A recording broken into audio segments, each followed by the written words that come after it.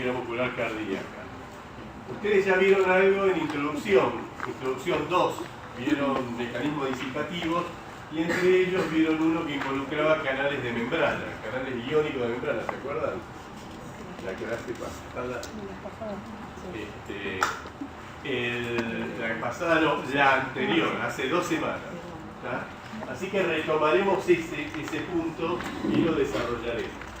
Los temas que tenemos que ver hoy, según el consenso que se hace acá intracardio, dentro del módulo, son estos. El gráfico que está allá arriba, para los que hayan leído algo, ¿a qué corresponde? Potencial de acción cardíaco de una acción de una neurona. Si es cardíaco, ¿alguien sabe si es el uniforme y universal para toda fibra cardíaca, muscular cardíaca? Es uno rápido, dicen acá, un potencial de acción rápido. Ahora lo vamos a ir repasando, vamos a ver los dos tipos de potenciales de acción, pero digamos, existe un valor de voltaje acá abajo, ocurre esto, un rápido ascenso de valor de voltaje, se llama fase 0, una caída leve fase 1, una gran meseta fase 2, una nueva caída prolongada hacia el valor inicial del reposo, que es la fase 3. Y al reposo lo llaman fase 4. Eso es lo que está especificado acá. Entonces, fase 4 es el potencial de membrana en reposo, y tenemos que ver la ecuación de Nernst y Goldman, los factores que lo estarían determinando. La otra parte que tenemos que ver tiene que ver con el potencial de acción, y lo vamos a separar en dos, el que es sódico, el rápido, acabamos de ver allá arriba, y uno que van a llamar cálcico, lento, que tiene características, es característico de ser con automatismo, ¿sí? Que autodescargan potenciales de acción en las mismas.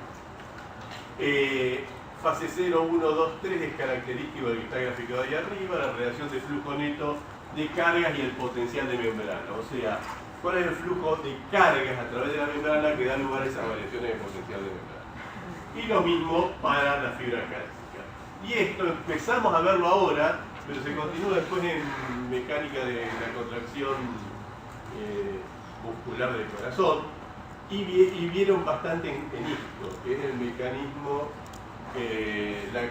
la correlación excitocontráctil en el mecanismo de contracción de una fibra muscular. La relación del calcio con el citoesqueleto de las fibras musculares, en particular las estriadas, y qué rol tiene en el mecanismo de contracción, o sea, de corrimiento del citoesqueleto sobre sí mismo, acortamiento de sarcómero. ¿Está? Bueno, entonces pasamos. Entonces iniciamos con algo que sí vieron seguramente en introducción todos, que es el hecho que en medios hidrosalino-biológicos compartimentos separados por algo, por ejemplo puede ser una membrana celular como está acá, contienen una solución de distintos solutos cargados, iones, y la particularidad en cada compartimento es que se debe mantener la electroneutralidad. ¿Qué quiere decir eso? Que hayan tantas cargas positivas como negativas en cada compartimento. Puede haber diferente cantidad de cargas positivas y negativas entre uno y otro, pero dentro de cada uno se mantiene electroneutralidad. Entonces el asunto es qué pasa cuando llevan límite los compartimentos, a la membrana.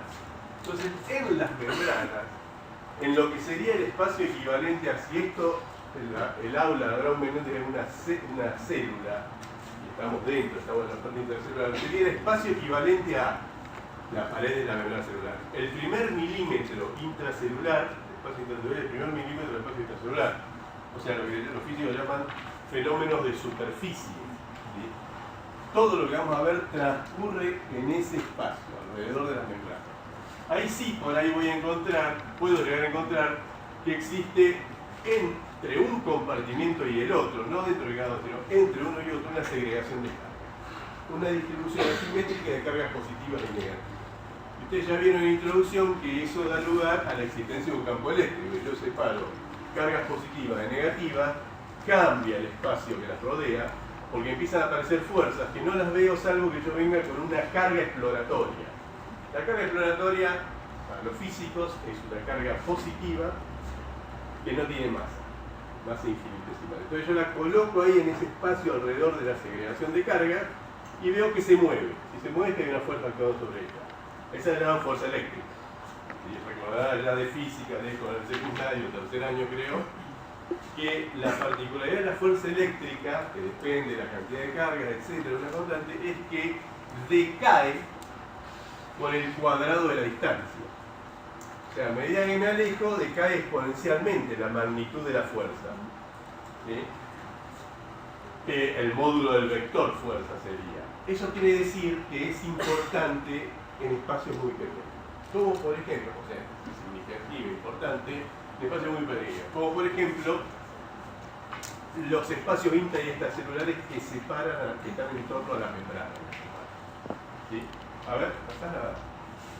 Bien, acá tenemos un modelo donde hay una membrana de algún tipo y tenemos una solución de cloruro de potasio de un lado arriba y abajo nada, o puede ser cloruro de potasio pero una solución menor, de menor concentración, o puede ser cloruro de sodio.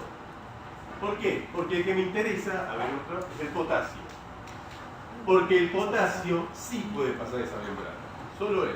Ni el sodio, si estaba abajo, ni el cloruro, puede estar en los dos compartimentos.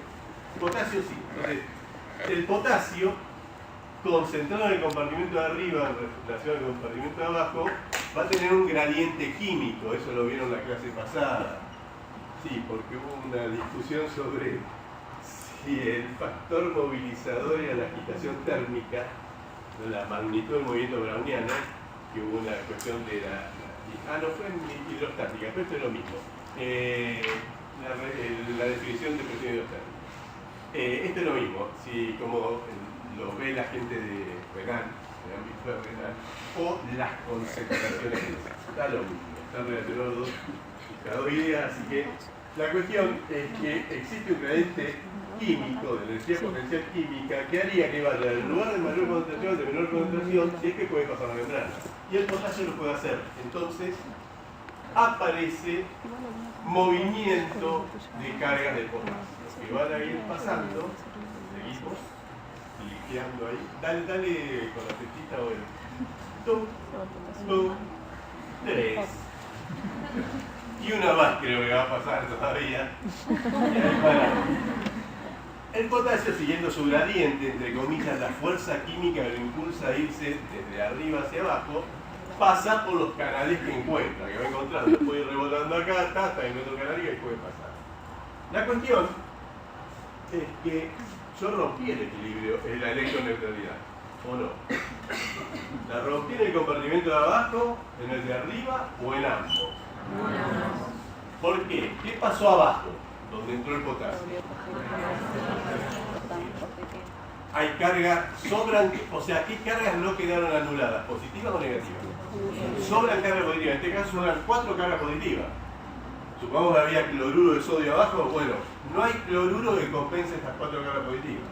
Así que este obviamente al pasar no tiene un espacio vacío infinito, hay moléculas de agua y otras moléculas, entonces va a ir con la unión por medio chocando con todas.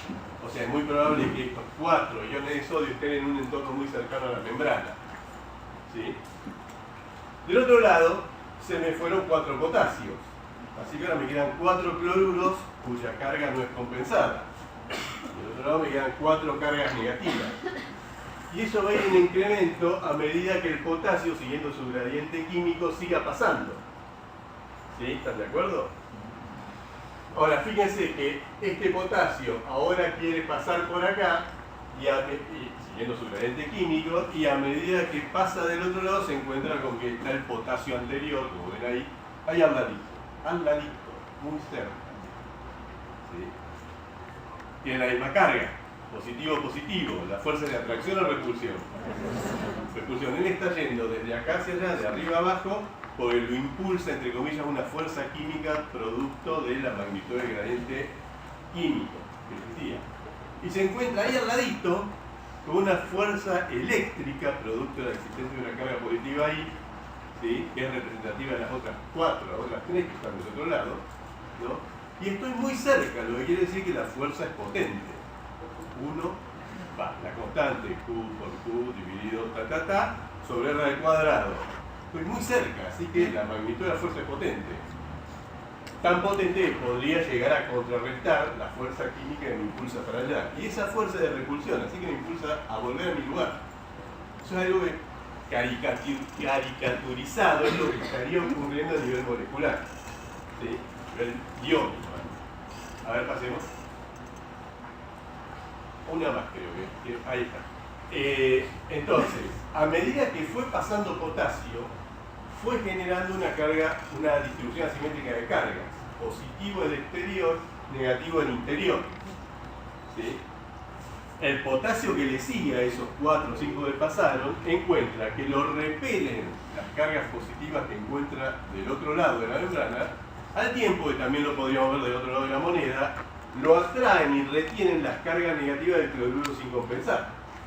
Porque ahí sí, siendo opuestas las cargas, la fuerza de atracción. Esta me atrae, si quiero pasar siguiendo mi intencionalidad química, la carga positiva, el potasio anterior que pasó, me repele, ¿sí? Entonces, ¿para dónde me muevo? Y ahí aplicamos la física newtoniana.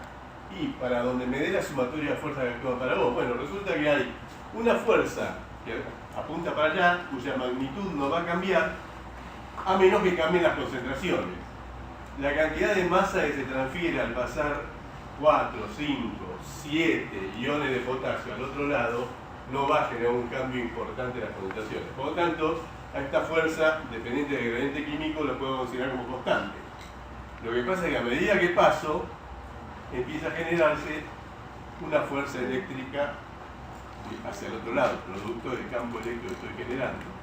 A medida que cargo ese campo eléctrico, o sea, coloco más carga, aumenta la energía potencial eléctrica que está asociada a ese campo eléctrico, y eso es lo que medimos como diferencia de voltaje, como voltaje.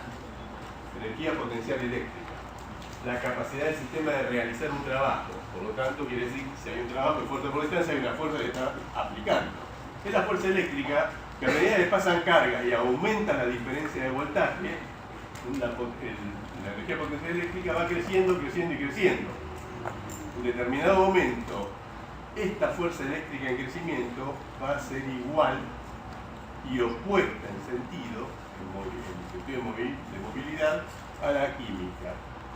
De manera tal que ahora la sumatoria de las fuerzas que actúan sobre cada uno de esos iones que están intentando pasar, o que ya pasaron, es cero. Eso quiere decir que o no pasa, o si pasa uno en un sentido, existe la misma probabilidad de que pase otro en el otro sentido. El flujo neto que se dice es cero. No hay más movimiento de potasio hacia el compartimiento de abajo. Producto de que él autogeneró un campo eléctrico en su energía potencial asociada al ir pasando siguiendo la tendencia de disipación de su gradiente químico. Hasta ahí. Bien, a ver la otra.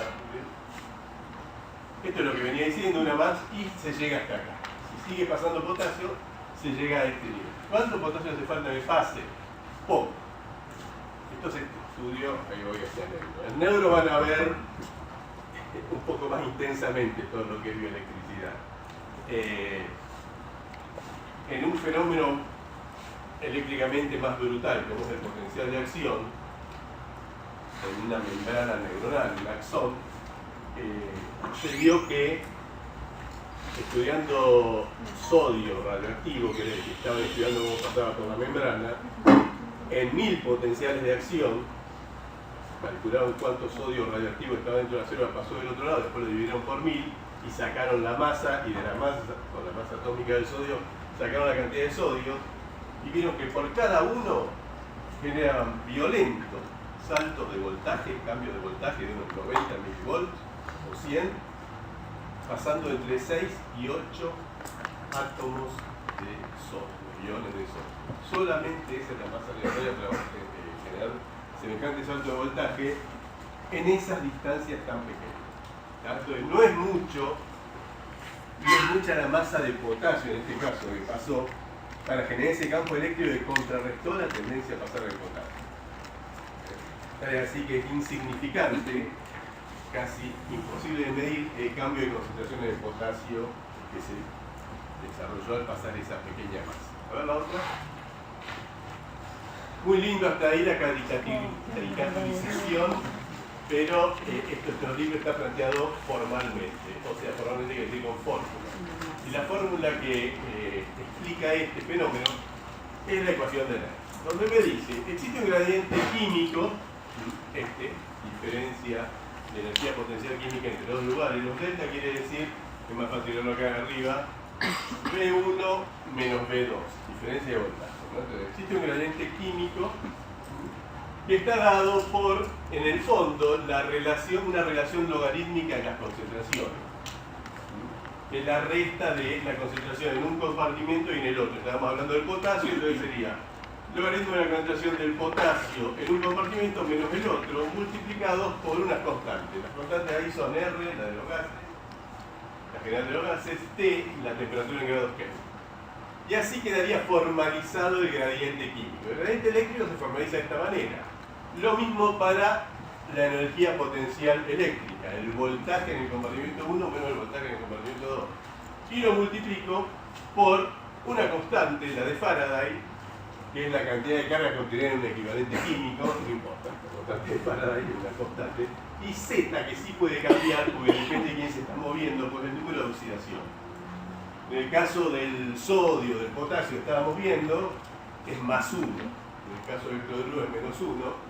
Si meto el calcio, empiezo con el problemita, pues sería más 2 el valor de C.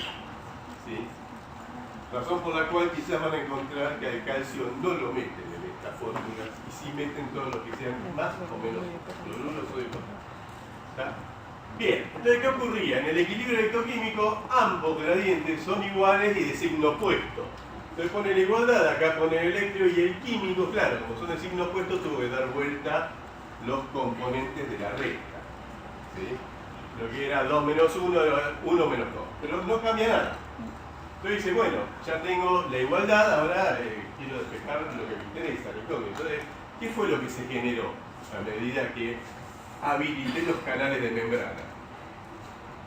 Diferencia en potencial eléctrico. Entonces lo que quisiera sacar es, dada esta diferencia de concentración en ambos lados de la membrana, ¿cuál sería el valor de diferencia de potencial eléctrico que genera el campo eléctrico necesario como para contrarrestar el movimiento químico, digamos, del ion? ¿Sí? O sea, el delta V es mi incógnita. Entonces voy, reordeno aquella ecuación, dejo V2 menos V1, o sea, delta V, y le pongo un nombre, digo, eso ocurría en el equilibrio, porque si no la igualdad no vale. Potencial de equilibrio, en este caso, como lo estoy del potasio, para el potasio. ¿En qué condiciones? Las que impone esta temperatura, que de todas estas constantes es la única que no es constante, pero la puedo fijar. En general pone el valor de 25 grados que usan los físicos o el de 36 que usan en el ámbito biomédico. Un organismo homeostático, un mamífero, de rata en realidad, que de ahí vino. ¿Sí? Por lo demás, lo demás es constante. Por el logaritmo, y ahí viene un poquito de regla de los logaritmos, que acuerdan acá lejos. El logaritmo de la resta de dos logaritmos es igual al cociente de lo que está contenido dentro del logaritmo del cociente que está contenido dentro. ¿No? Regla de los logaritmos, esto es lo mismo. Entonces me dice que el equilibrio para el potasio sería igual a la constante de los gases por la temperatura en Kelvin dividido, en el caso del potasio, más 1, el número de oxidación del potasio, por la constante de Faraday, por, y esto es lo que puede cambiar, logaritmo en un compartimento dividido por logaritmo en otro compartimento. Si no me gusta el logaritmo natural, aplico una constante de transformación y lo hago en el logaritmo decimal, que es lo que normalmente hago. Entonces me quedan un montón de constantes, una serie de constantes, del otro lado si dejo fija la temperatura, y lo que va a cambiar y dar lugar a cuál es el valor del potencial eléctrico, el gradiente de potencial eléctrico que se genera, es la concentración. Pasamos al siguiente. Avanzar, porque es lo mismo y quiero ir hacia acá, ¿no? Entonces prácticamente lo mismo, el potencial eléctrico, acá me dicen que unidad está, joules por mol, potencial químico, joules por mol, eso es importante con qué unidades definen R para que les quede así. En el práctico probablemente haya alguna ejercicio que jueguen con eso, ¿no? Y me quedaba el equilibrio para, en este caso, el ion I y latina es igual a RT dividido ZF por logaritmo natural de I, y acá ya se mete en la terminología de una célula extracelular, que es la O, dividido la concentración del ion I, sodio, potasio, cloruro, intracelular. ¿Sí? Si vuelvo al potasio, las concentraciones extra versus intra son 5 contra 150 milimolar. Eso es lo que va dentro, el cociente que va dentro del logaritmo. 5 dividido 150. En este caso, que me da 63 acá, la temperatura de tomar es la de 36 grados, la más biológica. ¿Sí? Y si meto todo, incluyendo la constante que me transformaba neperiano en decimal, todo a 36 grados, todo esto más el 2,3S me da 63. ¿Sí? Eso es lo que van a encontrar en los libros, así que parece un garelazo de sacar un algún lado, bueno, deriva si tenéis esas combinaciones. Entonces me da 63 milivolts por el logaritmo decimal de 5 dividido 150. Por supuesto me ha dado un valor negativo, recuerdo la curva que es una función logarítmica, por cuando de 1 se suma tanto es negativo. Y el número que me da es 93. O sea, me dice que el equilibrio, los valores de energía potencial eléctrica, o sea, de voltaje, y también las corrientes que pasan a través de una membrana, se miden todo desde afuera. Es obvio porque si yo tengo una celulita así, es más fácil meter instrumental afuera, equipo, electrodo de medición afuera. Y me cuesta un poco meter uno adentro. Yo lo mido todo desde afuera. Así que si es menos 93, quiere decir que la diferencia de voltaje entre el exterior, que valdría 0, y el interior es de 93 milivolts negativo. Está cargada negativamente la célula.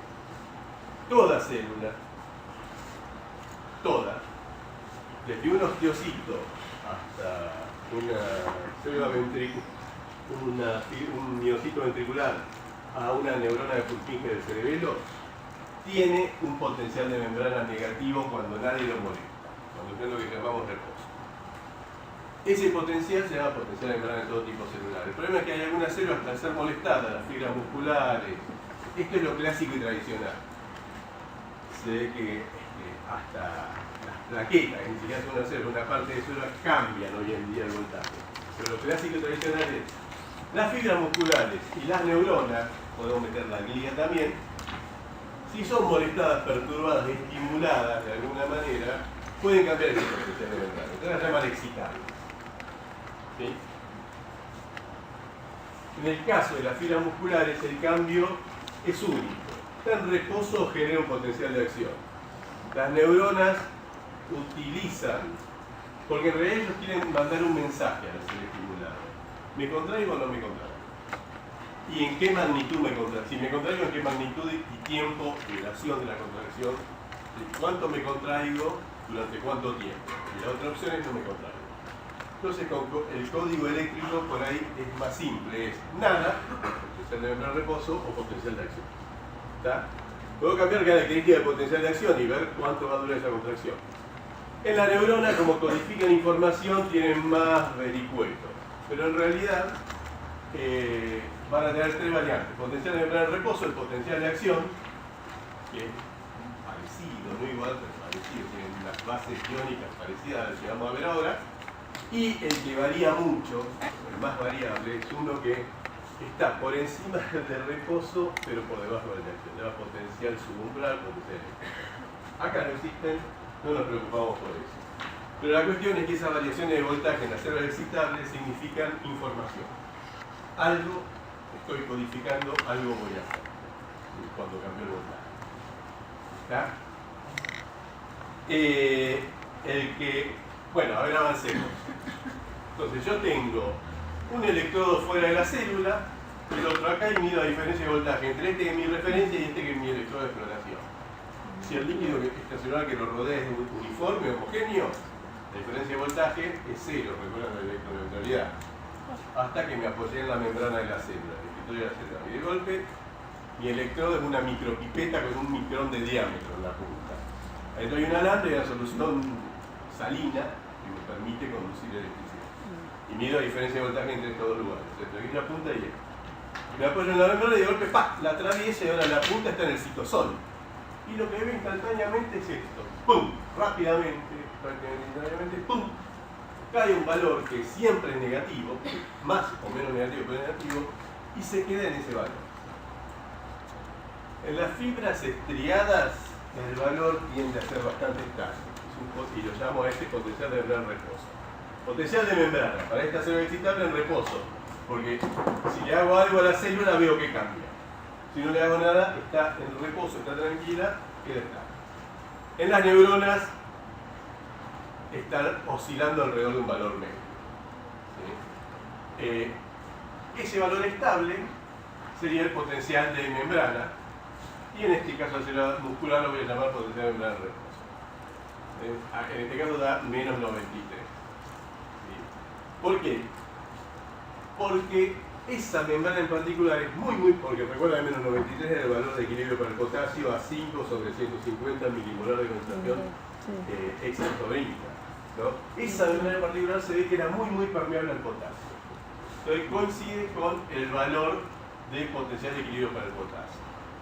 Calculo de la misma manera, porque yo puedo medir la concentración intracelular y extracelular de sodio, y digo, desde el punto de vista teórico, ¿cuánto valdría el potencial de membrana dentro de la célula si la membrana fuese muy permeable al sodio? El que puede pasar libremente es el sodio. Y ahí viene el otro requisito de Nernst, que lo hace una vinculación teórica.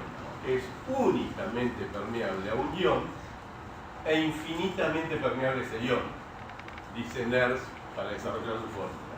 Entonces, supongamos que es únicamente permeable al sodio y muy permeable, o sea, infinitamente permeable al sodio. Bueno, tendría que ir hacia allá. Más 62, o sea que cuando yo pincho, venía 0,0, pincho la célula, el interior es positivo. ¿Sí? Recuerden que el sodio estaba afuera. Lo que debe haber hecho, yo lo hago muy permeable, siguiendo su gradiente químico, es entrar como carga positiva a la célula. Y el roleplay ese de entrar los potasios se daría a la inversa y el interior se tendría que hacer positivo. Es lo que ocurre teóricamente, ¿no? Bueno, iría hacia acá. A ver, sigamos. Esto es lo que decía. Si la célula fuese permeable al sodio... ¿Tengo una pregunta antes? Sí. Si el potencial está ahí en menos 93, o sea que coincide con el Nernst del potasio, ¿qué le está pasando al potasio en ese momento? ¿Hay flujo de potasio? ¿No hay flujo de potasio? ¿Cómo? ¿Hay o no hay flujo de potasio? Sí, ¿Cómo? Más fuerte. Exactamente, ¿sí? Hay flujo, pero cero, o sea, neto cero. ¿Sí? La probabilidad de que un potasio pase para allá es contrarrestada por la misma probabilidad de que otro potasio venga hacia acá. ¿Sí? Por eso no veo cambios en el potencial, ¿sí? Porque la misma cantidad está yendo de intra-extra y de extra-intra, por lo tanto eso hace que el potencial se mantenga estable. Lo mismo ¿sí? pasa cuando se llega el sodio a más 62. Me pregunta si lo mismo pasaría si el potencial va a más 62. Bueno, es lo que viene en la segunda serie de diapositivas, que es lo mismo, pero ahora, ¿qué pasa con el sodio? ¿Sí? Pero ahora veamos. Gradiente químico. El extracelular está acá abajo ahora y el intracelular arriba, ¿no? Entonces dice, hay 145, mucho más sodio afuera que adentro. 145 milimolar contra los 15. Así que, le aparece una flechita ahora, debiera, la celeste, gradiente químico, tendencia a entrar del sodio, movido, arrastrado por, entre comillas, su fuerza química, que tiende a hacerlo entrar. Recuerdan que toda célula era negativa en su interior, eso lo había visto empíricamente. Por lo tanto, ahora, ahí aparece la otra flecha, gradiente eléctrico, el sodio es positivo y está viendo un interior negativo. Lo que quiere decir que es atraído por ese interior. La fuerza eléctrica también apunta hacia el interior. El gradiente electroquímico, flecha roja, es la suma de las dos fuerzas. En este caso tienen la misma dirección y el mismo sentido, a la inversa de lo que pasaba con el potasio. El químico le decía salí y el eléctrico le decía quédate. Eso es lo que pasaba con el potasio. En este caso las dos tienen esto, por lo tanto la tendencia, la movilidad del sodio es muy grande a entrar a la célula. Ahí no hay diapositivas, pero si hago lo mismo con el calcio, cuyo gradiente de concentración es mayor todavía, es peor. El calcio quiere llevarlo a 140, ahí decía más 60 y tanto, el de sodio, bueno, a 100, más 140 y tanto. ¿Está? Bien, entonces el sodio tiene una gran tendencia a entrar. Entra y genera algún flujo, que en este caso, si entra la célula negativa, ¿qué hace? La hiperpolariza, la hace más negativa, la deja tal cual o la depolariza, le va quitando negatividad. La depolariza, de hecho, si llega a su equilibrio, o sea, si puede llegar a su equilibrio, arrastrar su equilibrio, no solo la depolariza, sino que revierte la polaridad, hace que el interior sea negativo y 63 milivolts, 65 milivolts negativo, positivo, perdón. Sea positivo y 65 de una magnitud de 35. ¿Tá? Pero va a depender de si puede pasar o no por acá. A ver lo siguiente. ¿Qué pasaba con el potasio? El potasio, intracelular arriba, intracelular abajo, 150 contra 5, tiende a salir, deja el interior negativo, por lo tanto el gradiente eléctrico es inverso, otra flecha anaranjada. ¿Qué le pasa al gradiente electroquímico? O sea, ¿cuál es su movilidad? La suma de estas dos, la flecha roja es una tendencia a salir, pero más lenta. ¿Sí? Esa sería la situación en la que se encuentra el potasio. ¿Qué va a hacer? Y depende si la membrana cumple con NERS, que me dice es permeable. ¿No? Ahora ponemos la siguiente. ¿Y qué es lo que ocurre en una membrana normalmente? En una membrana celular típica. Eso. ¿A quién es más permeable? Los azul son ganadores de potasio. Al potasio. Después veremos cuánto más. Pero por lo visto hay 4 contra 1. Es más permeable. Por lo tanto, la pequeña flecha resultante, que era producto del gradiente electroquímico para el potasio, que es la fuerza impulsora, la fuerza electromotriz, la que lo mueve, ¿sí?, tiene más posibilidades de expresarse que la potente y gran fuerza impulsora del sodio entrar. Eso es lo que estaría ocurriendo. El asunto es cuánto hay de cada uno, canal de sodio y de potasio, para que esa fuerza se pueda expresar. Entonces me dice, bueno, hace la ecuación de NERS, menos 93 el potasio, a más 62 me quiere llevar el sodio. Si la membrana es más NERS para sodio o más NERS para el potasio. Más NERS para el sodio. Y esto no lo ocurre. Bueno, habíamos llegado acá a menos 93 y lo que yo veo es que se acomoda en un valor acá y queda estable en ese valor. Ese valor es de menos 65. Menos 93 es el equilibrio para el potasio dadas sus concentraciones intra y extra. Más 62 era el equilibrio para el sodio dadas sus concentraciones 15 sobre 145. ¿Sí?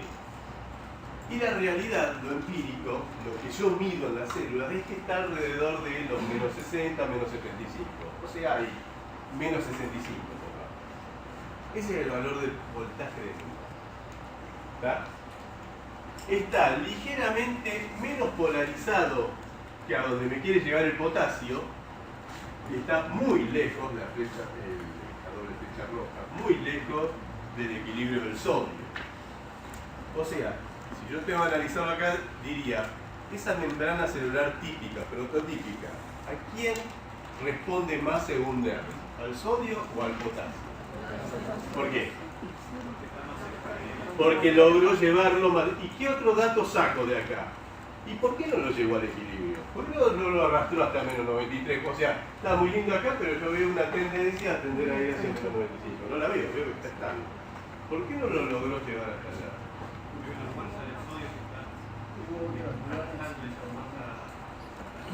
Hay alguien que no me deja, sería la primera, ¿no? Y ese alguien es una carga positiva que se está colando, porque yo estoy un poco más despolarizado que donde quiero llegar. Estoy en menos 63 y no menos 65 y no menos 93. Podría ser el sodio, podría ser el calcio también. ¿Sí?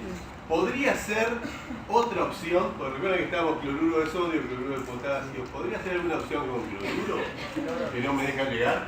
Cloro que se vaya de la célula. ¿Están de acuerdo? Cloro saliendo de la célula. El gradiente de cloro es parecido al del sodio, o sea, hay más afuera que adentro, ¿no? Pero él está diciendo cloro que se vaya de la célula. ¿Podría también ser responsable de lo que está ocurriendo acá? Sí. Una carga negativa de se va evita que yo siga negativizando mediante salida del potasio en la membrana. Entonces esas serían todas las opciones. A ver. ¿Y ahora qué le pasa al potasio? ¿Hay flujo neto de potasio? Sí, sigue habiendo, pero no poco. Si es no, debiera estar en el equilibrio. ¿Sí o no? ¿Hay flujo neto de potasio? Sí, muy poco. ¿Sí? Sí, hay. ¿Y cómo es que está estable el potencial?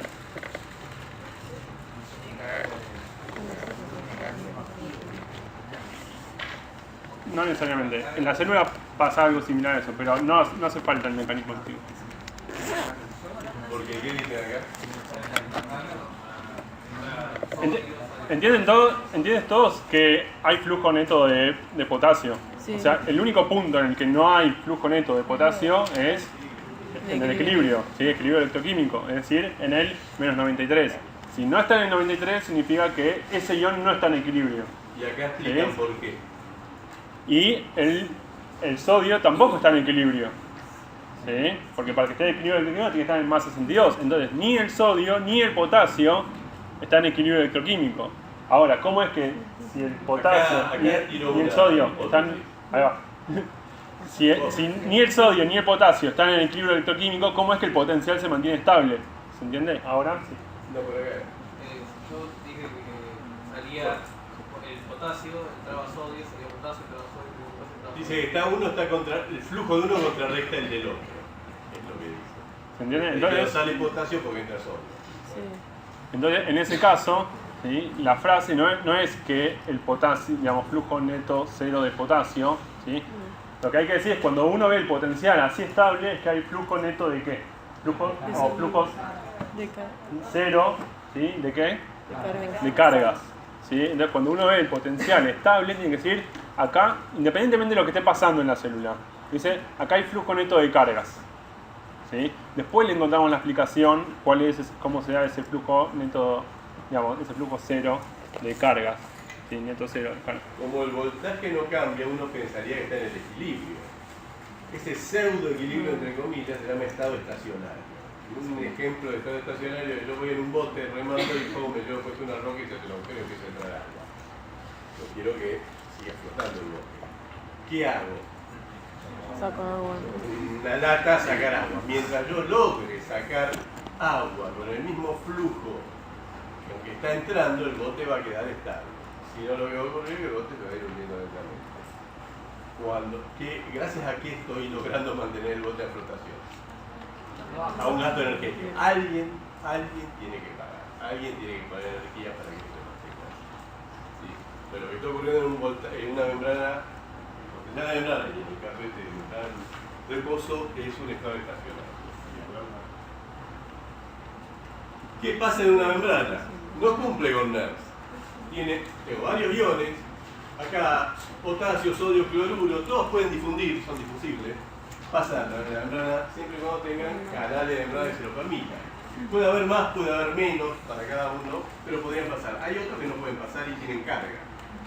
Los aniones no difusibles dados por las proteínas. Tengo más proteína adentro que afuera. Por eso que les pone un valor 106 contra 0. Y esto es celular. Tengo más proteína adentro que afuera. Eso también lo vieron en la clase pasada cuando vieron Donald Gibbs. Donald Gibbs no involucraba iones no difusibles. Si no lo van a ver, porque es un tema que se desarrolla mucho en renal. Involucraba iones no difusibles. En este caso son aniones, son cargas negativas. Lo que quiere decir, y no se pueden ir, están siempre ahí.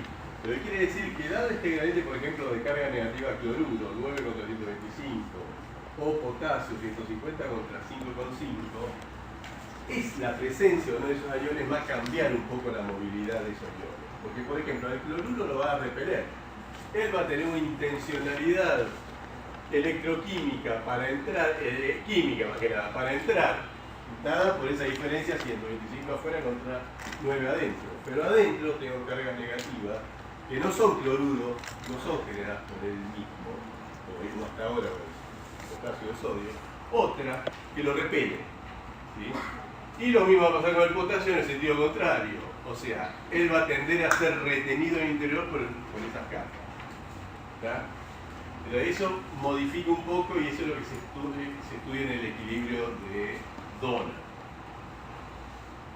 Consideremos la corrección de las proporciones de Donald aplicada. ¿Y qué hacemos? Tenemos iones difusibles y cada uno va a intentar llevar la membrana hacia su propio equilibrio. ¿De qué va a depender que lo logren en mayor o menor medida? De la permeabilidad, o sea, ¿de qué sería la permeabilidad de la membrana para el cloruro? Típicamente es que pueda pasar por la membrana. La forma, y alguien dijo por ahí las bombas o algo por el estilo, transportadores, la forma energéticamente más simple, barata, es el canal. Porque en el canal depende del gradiente electroquímico si pasa o no pasa. ¿Sí? Los transportadores tienen dos problemas. Primero, tienen una velocidad máxima de trabajo y son saturables. Por lo tanto, desde el punto de vista, si yo genero perturbaciones de concentraciones que implican flujos iónicos o perturbaciones eléctricas que implican un flujo iónico para determinado ion, que se compense por un transportador, una bomba, un cotransportador, antiport o lo que sea, es más lento, más trabajoso, más costoso. La bomba es más costosa, pero no va a gastar energía. Y se satura. Lo que quiere decir que la forma rápida de compensar es si hay o no canales presentes. ¿Ya? Entonces vamos a considerar que pasan por canales. De esa manera simplificamos permeabilidad a la cantidad de canales disponibles por unidad de membrana. Si lo hago en términos relativos, ahora vemos que es conductancia, pero tiene que ver con una carga pasando por una membrana. O sea, tiene que ver con la permeabilidad. Si lo hago en términos relativos al potasio, digo, por ejemplo, la capacidad de pasaje del potasio por la membrana vale 1. ¿Cuánto valdría, esta es una fibra muscular estriada esquelética, el dato? ¿Cuánto valdría la del sodio y la del cloruro? Y bueno, si esta vale 1, esta vale 0,01 y esta vale 0,3. O sea, por cada 100 canales de potasio que encuentre al azar en la membrana, en un pedazo de membrana tomado al azar, puede tener 1 de sodio y 30 de cloruro. Esas serían las permeabilidades. Permeabilidad relativa para cada uno de ellos. ¿Qué hicieron Goldman, Hodgkin y Katz? No sé por qué. Creo que es porque leen el primer nombre. Pero era una ecuación de Goldman. Pero es Goldman, Hodgkin y Katz. Los investigadores que la desarrollaron. Hicieron una generalización de la ecuación de Nernst. Pues si yo me quedo acá, yo esto lo borro, esto es la ecuación de Nernst. Lo que hicieron fue decir, bueno, no es permeable a un solo ion, es permeable a más de un ion. Entonces, dentro del cociente, esto dividido esto, pusieron los otros iones. Ah, pero hay un ion que tiene signo opuesto, o sea, Z es distinto. Ven que acá no ponen Z, porque vale 1. Porque para 1 vale menos 1 para el cloruro. Entonces, ¿qué hicieron? Una trampita. Invirtieron el orden de las concentraciones. En lugar de ser extra sobre intra, pusieron intra sobre extra. La dieron vuelta. Y así se habló el problema de Z igual a más 1 versus Z igual a menos 1. Pudieron meter todo en este cociente.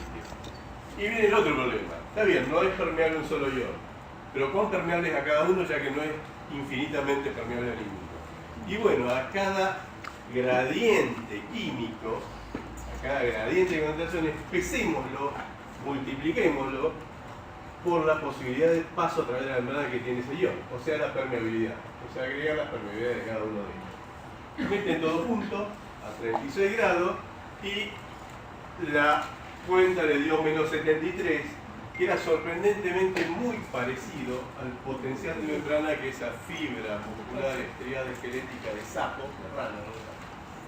tenía en el laboratorio. ¿Sí? Esta fórmula explica el potencial de membrana de equilibrio, el potencial de membrana en reposo. En ese modelo sí lo explicó, pero no lo explica en todos, pero se acerca mucho. Y de hecho, si apretamos, se parece mucho el menos 73 al del potasio, al equilibrio para el potasio, para estas concentraciones que tenemos acá arriba. Se parece mucho, está muy cerca. Lo que quiere decir que puede hacer una deducción de esto. A quién es más permeable, y por mucho, es más permeable al potasio que a los otros dos iones. ¿Está? A ver la siguiente. Lo de la conductancia que figuraba ahí. Conductancia y resistencia son las dos caras de una misma moneda, que me dan una idea de paso a través de una barrera, en este caso una membrana. Lo llevamos directamente a membrana, si bien es un término eléctrico, y decimos que quien impone eso es un canal iónico, un complejo proteico, multiunitario, muchas unidades, transmembrana, que deja un agujero hidrofílico por donde pueden pasar iones, y es selectivo. Deja pasar mayormente, la mayor parte de los canales, a un ion especialmente, particular. ¿Sí? En este caso ahí pone un canal de potasio, las pelotitas rosadas. ¿Qué me dice la resistencia? ¿Cuán difícil le resulta pasar a través de la membrana? Y la conductancia, ¿con cuánta facilidad lo puede hacer? Por eso son dos caras de la misma moneda, pero inversas las caras. De ahí que resistencia sea igual a 1 sobre conductancia, o lo que es lo mismo, conductancia igual a 1 sobre resistencia. ¿Qué es la resistencia? Ahí dice, la relación entre la diferencia de potencial entre dos puntos y la corriente eléctrica, o sea, el delta V dividido la corriente eléctrica que está pasando por ese lugar, por ese elemento, que es un canal acá. A eso se lo conoce como ley de Ohm. Entonces yo a la ley de Ohm la puedo expresar como está ahí. La ley de Ohm me dice que R es igual a delta V sobre I. Otra forma, que el neuro juega más con esa, es la ley, que es lo mismo, es mover términos. La ley de Ohm dice que hay un delta V, una variación de voltaje, si hay una corriente pasando por una resistencia. O sea, delta V es igual a I por R. Y otra, porque permeabilidad es muy difícil de medir empíricamente. Yo quiero una célula con otra pipeta un poco más grande, no un micrón de diámetro, apoyarme en la membrana sin romperla, succionar tipo de chupete, que quede un globito de membrana ahí, traccionar para arrancarla y saco un parche de membrana, grapeo el parche, le dicen patch, y después la llevo a un medio artificial, o sea, tubo de ensayo, tuba de medición, y yo tengo de un lado de la membrana tengo un líquido que es el que está en mi pipeta, y del otro lado de la membrana el que esté, supongamos, en la cuba de medición. Y yo puedo poner distintas concentraciones iónicas, y lo que hago, distintos iones, distintas concentraciones, y lo que hago es colocar una pila que pase corriente. La pila va a hacer que si hay un ion se moviliza en función del campo eléctrico que le impone la pila. Y yo lo que mido es la corriente que pasa a través de la punta de esa pipeta, o sea, la que está pasando a través del parche de membrana. ¿Sí? De esa manera, veo la corriente que pasa y después, jugando, es muy costoso experimentalmente, voy analizando las formas de esos pasos de corriente a ver si hay uno o más canales presentes para un ion o para más de un ion. Ahí voy a cambiar las soluciones, voy a poner un bloqueante, etc. O sea, muy costoso, y a partir de todo eso yo deduzco que la permeabilidad para el potasio es de tantos canales por micrón cuadrado. Muy costoso. Lo que es fácil es medir esas corrientes. ¿Sí?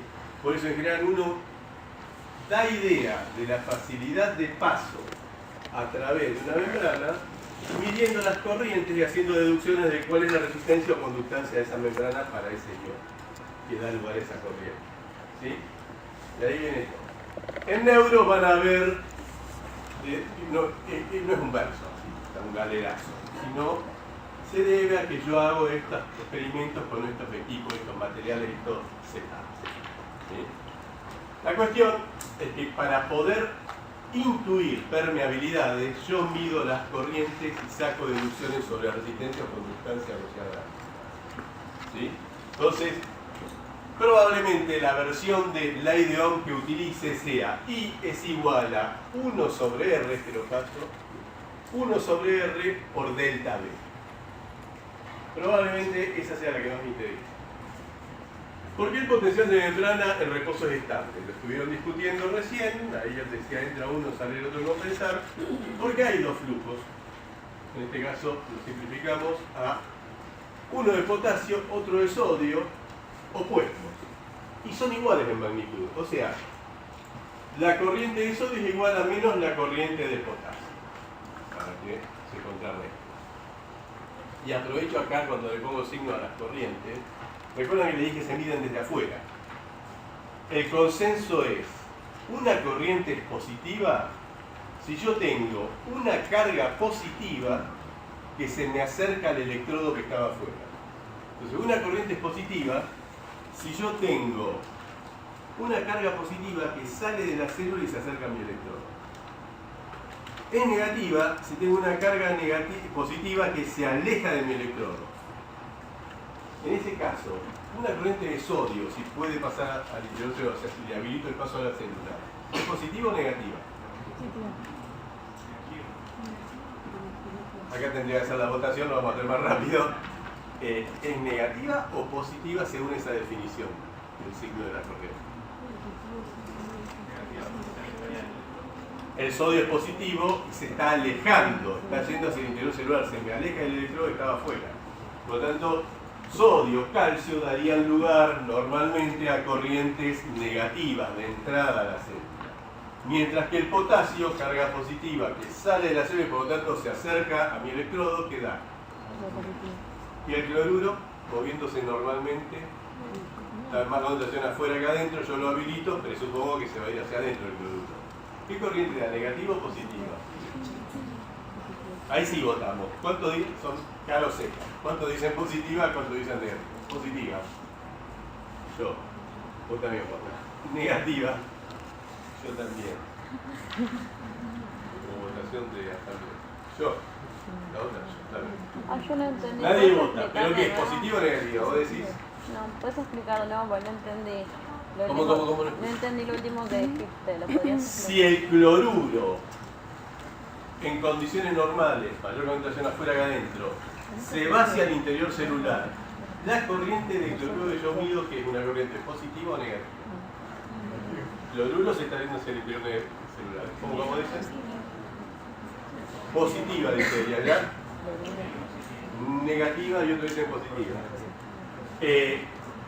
¿A qué equivale que una carga negativa está yendo de afuera hacia adentro? ¿Qué quedó acá afuera? Una positiva sin compensar. A medida que entran cloruros adentro, es el equivalente que empiecen a aparecer hacia afuera cargas positivas.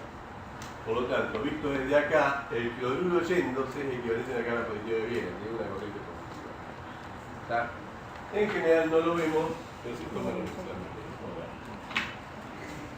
bien, entonces lo que tengo es corriente de sodio es igual a menos corriente de potasio. Lo expreso según la ley de Ohm. Recuerdan que 1 sobre R era igual a G. 1 sobre R era igual a G. Acá decía R es igual a 1 sobre G. ¿Lo doy vuelta? Entonces, la ley de Ohm me decía I va a ser igual a delta B sobre R. O sea, 1 sobre R por delta B. Lo que lo puedo expresar como va a ser igual a G por delta B. ¿Sí?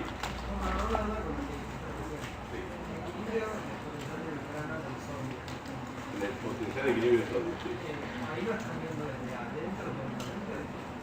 El equilibrio lo defino en función, claro, lo mido desde afuera, pero con un electrodo metido adentro, de la diferencia de voltaje. Yo lo que estaba hablando ahora era corriente, flujo de carga.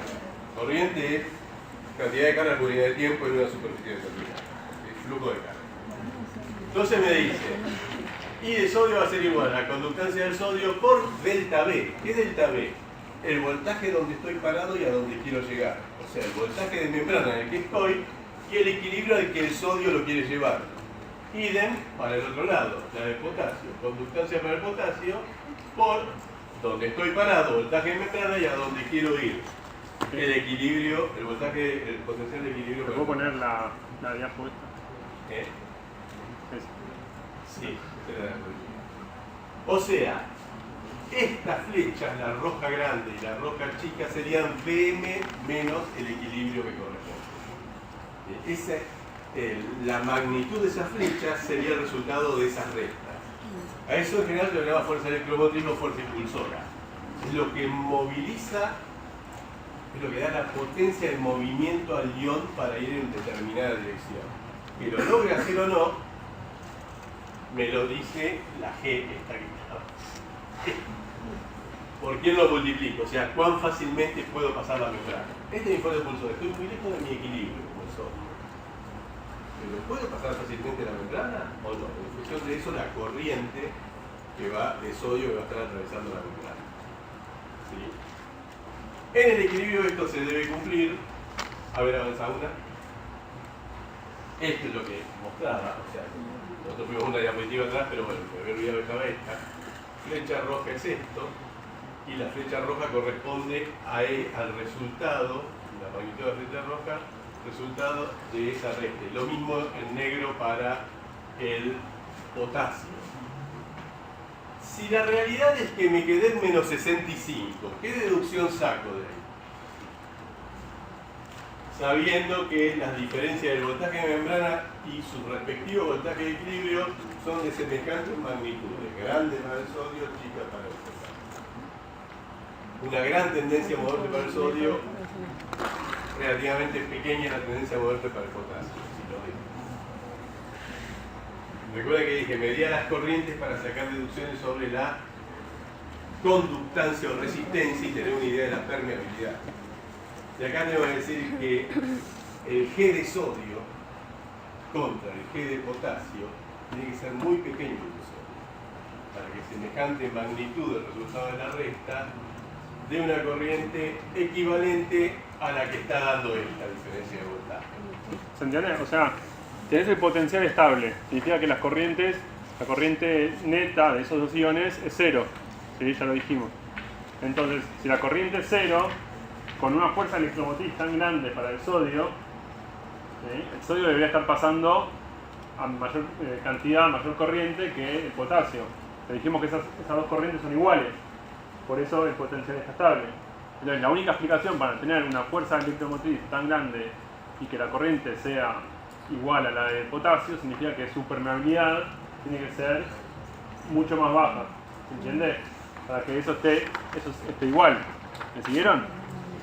Es una forma de poner en evidencia de lo experimental que realmente hay una permeabilidad mucho más baja del sodio frente a la del potasio. Es decir, si la fuerza electromotriz del sodio con respecto al potasio es 10:1, ¿sí? La permeabilidad del potasio con respecto al sodio tiene que ser 10:1. ¿Sí? Ahora, ¿qué ocurriría si repentinamente en estas condiciones yo habilito la permeabilidad para el sodio? O sea, invierto la relación, agrego muchos canales de sodio y largo la membrana. Esto sería lo que ocurriría, ¿no? Ahora agregué 4, había uno de sodio contra los de potasio, bueno, le agrego muchos canales de sodio. Entonces ahora fíjense, las fuerzas electromotrices, esas diferencias de PM en el equilibrio, están asociadas a la longitud de estos vectores. Ahora estos grandes vectores del sodio, tanto química como eléctricamente, tendían a entrar, se pueden expresar, porque tienen canales. ¿Y qué ocurre? Estábamos acá parados, ¿no? ¿Se acuerdan? ¡Pum! En el momento en que yo habilito esos canales de sodio extra, hago mucho más permeable a la membrana del sodio frente al potasio, se dispara el potencial hacia arriba. ¿A dónde quiere ir? Al equilibrio para el sodio. Lo alcanzaría si se cumple el ERS, o sea, es infinita la permeabilidad y el potasio no puede pasar. Cosa que no ocurre. Entonces veo que apunta, lo mismo que pasaba antes, que se quedaba cerca del equilibrio del potasio porque era mucho más permeable la membrana del potasio que al sodio. Ahora sí queda cerca del equilibrio de sodio frente al potasio. Pero fíjense, ¿qué pasó con la fuerza electromotriz del potasio? Que es la flecha de cabeza negra. Al llegar a, ¿cuánto está? A más 35. Él quiere llegar a más 62, pero logra llegar a más 35 y ahí parece quedarse.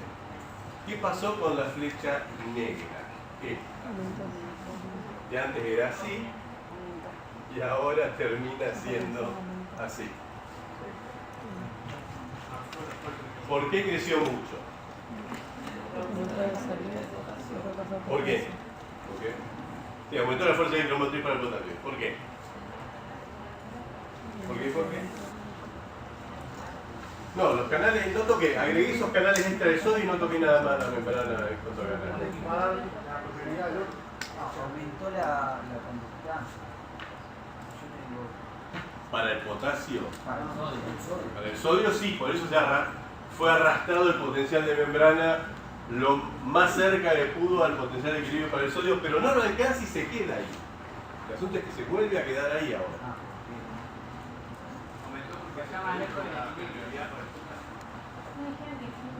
Si se queda ahí, vuelvo a plantear I de sodio es igual a I de potasio. Pero ahora las conductancias son distintas porque yo aumenté la conductancia para el sodio. Si se mantiene igualdad y la de potasio no la toqué, ¿qué fue lo que cambió? Lo dijeron acá, la fuerza electromotriz. ¿Qué es lo que le pasa? El potasio se aleja de su equilibrio.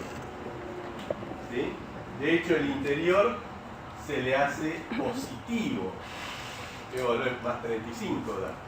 Esto es siempre cómo veo el interior desde afuera. Positivo y con una magnitud de 35 milivolts. El interior se le hace positivo, él está adentro y él es positivo. ¿Qué va a tender a hacer? A salir por donde puede. O sea, la magnitud del vector rojo que veíamos antes para el potasio saliendo levemente frente al vector rojo para el sodio que quería entrar como loco pero no podía porque tenía baja permeabilidad. Ahora, al abrir los canales de sodio y permitir que arrastre a la célula el potencial de membrana lo más cerca de su equilibrio posible, hace que el potasio aumente su tendencia a salir. O sea, Pero lo que tenía... sigue ocurriendo es esto, perdón. Aumenta y se va a ir frenando hasta alcanzar el valor estable. O sea, en un primer momento el potasio tenía un gradiente químico, ¿sí?, que tendía a salir y un gradiente eléctrico que tendía a entrar, ¿sí? Ahora, en estas nuevas condiciones, ¿sí?, el gradiente químico sigue siendo el mismo, ¿sí? No cambia porque no cambian las concentraciones. Entonces, el gradiente químico tiende a salir y el gradiente eléctrico también lo tiende a sacar, ¿sí? Entonces, digamos, visto de esa manera, se entiende que el potasio empieza a salir, ¿sí? Y además de eso, para sumar en complejidad, le podés agregar que aumenta su fuerza electromotriz, ¿sí? Es decir, que se aleja el potencial de membrana al potencial NERS, ¿sí? Bueno, eso es lo que decíamos. Acá en esta ecuación, esto no cambió, pero aumentó esto. La diferencia del voltaje de membrana, ahora más 35, contra el menos 93 que es su equilibrio. ¿Sí? ¿Ya pasa otra? Bueno. Entonces eso es lo que ocurriría en una membrana artificial con la que yo juego y meto canales. Canales de sodio, canales de voltaje. Cuando los meto están siempre iguales, están abiertos los canales. ¿Sí? Fíjense que nosotros movimos el potencial de menos 93 a más 30 y pico, incluso lo podíamos llevar a más 65, sin necesidad de ningún tipo de bomba, ni sodio-potasio, ni nada. ¿Se entiende? Solamente con jugar con la concentración de los iones y su permeabilidad, yo puedo mover el potencial prácticamente a donde se me cante. ¿Se entiende? Porque una creencia popular es que el potencial de membrana lo genera la bomba sodio-potasio, ¿sí? Y acá te muestra que no hace falta la bomba sodio-potasio. Ahora vamos a ver para qué usamos la bomba sodio-potasio, pero tranquilamente yo puedo generar cualquier potencial de membrana solamente con disponer los iones de una manera y aumentar o disminuir la permeabilidad. Y yo puedo jugar con los potenciales, ¿sí? No necesito ninguna bomba para eso. Mira, ya que hablamos de la bomba, vemos dos detalles. La bomba de sodio-potasio es una bomba, gasta energía porque cómo está moviendo los iones. En contra y adentro, ¿no? ¿Y cuánto mueve de cada uno? O sea, el sodio lo saca y el potasio lo mete. ¿Cuánto sodio saca, cuánto potasio mete? ¿Y cuánto? ¿3 potasios mete? Entonces ella también rompe la electroneutralidad. Sacó 3 cargas positivas, metió 2. Por cada ciclo de bomba me queda una carga negativa adentro. Si yo dijera el potencial de membrana de reposo depende de la bomba de sodio-potasio, es negativo el potencial de membrana de reposo, sí, la bomba es electrogénicamente negativa, pero el problema es que no sería estable. Paulatinamente, con cada ciclo iría negativizándose más. Debe haber alguien al lado que compense esa negatividad. Lo más fácil es que sean los canales. ¿Sí? La otra, que va a aparecer en un ratito, pero así muy transitoriamente. ¿Vieron los intercambiadores de calcio-sodio? Cuando vieron la fibra muscular,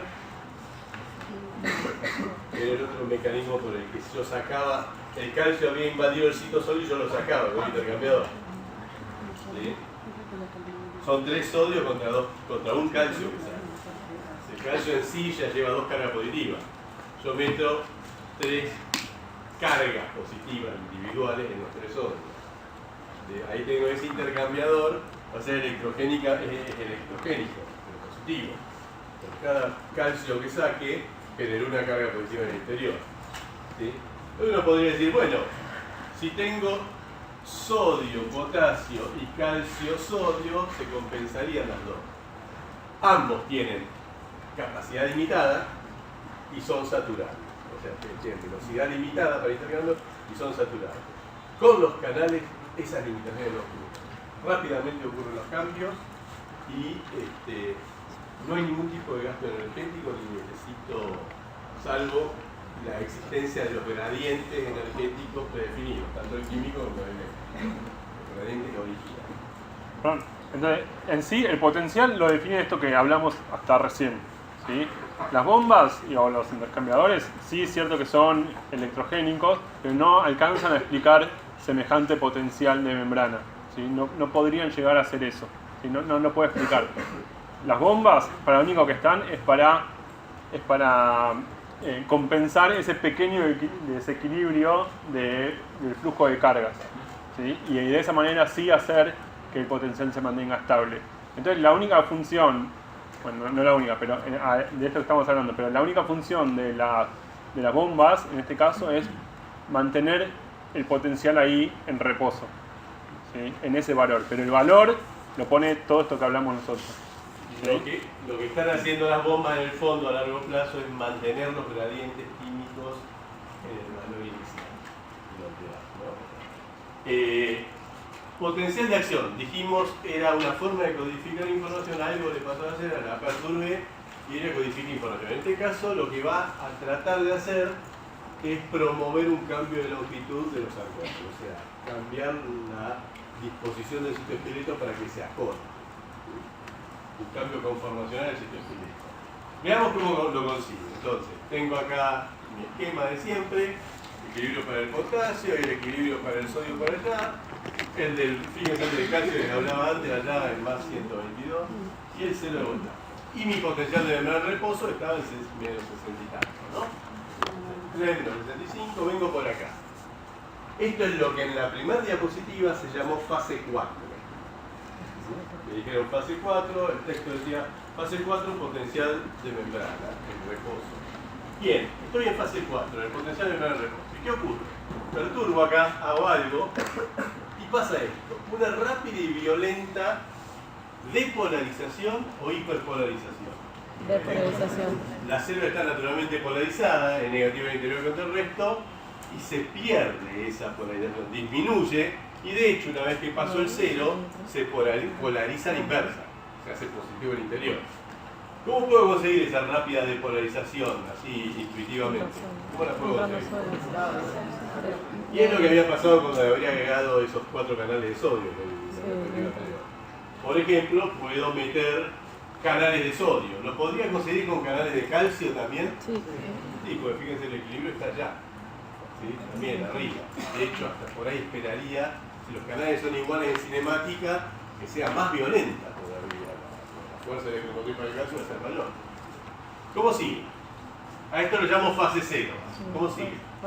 Una pequeña repolarización transitoria que cede y llega a un valor ahí apenas por encima del 0, un poquito más arriba del 0. Fase 1. Acá tengo varias explicaciones posibles. ¿Sí? Una de las cosas que me llama la atención es ¿por qué se cortó acá y no siguió más cerca del equilibrio para el sodio? Si fue el sodio el que provocó la fase 0, la depolarización, o del calcio, si fue el calcio. ¿Por qué se cortó ahí?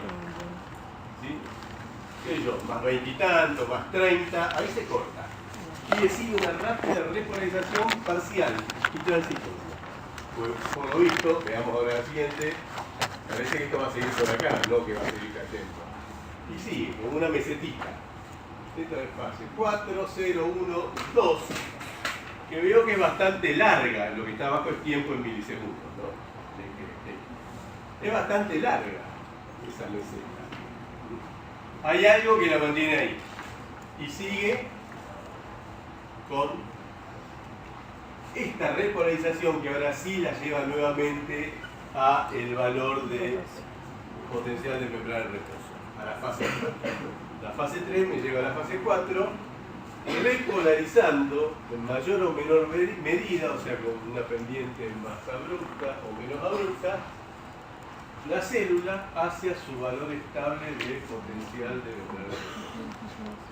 Porque ahora sigue en el potencial de membrana de reposo. Ese es el potencial de acción de fibra rápida que dijeron al principio, donde lo puedo encontrar a este potencial de acción. ¿Y qué es parte del corazón? ¿Qué miocito cardíaco lo estimula y me da un potencial de acción? El ventrículo, uno del ventrículo tomado, de la aurícula tomado al azar,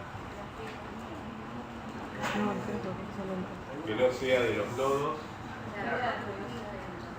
Todo lo que no sea de los nodos me va a dar un potencial de acción de estas características, más o menos. Puede cambiar en algunas cosas.